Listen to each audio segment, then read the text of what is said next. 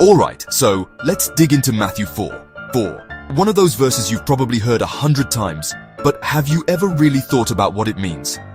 Here's the scene. Jesus is in the wilderness, hungry after 40 days of fasting, and the devil tempts him to turn stones into bread.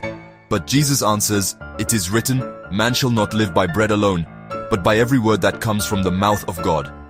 Now, yeah, on the surface, this seems like a story about resisting temptation, but it's actually so much deeper. Jesus is quoting Deuteronomy 8:3, reminding us how Israel survived in the desert, not just by food, but by trusting God's promises.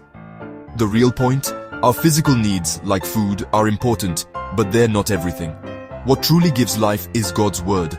That means His guidance, His promises, and His truth are absolutely essential for survival. Think about it.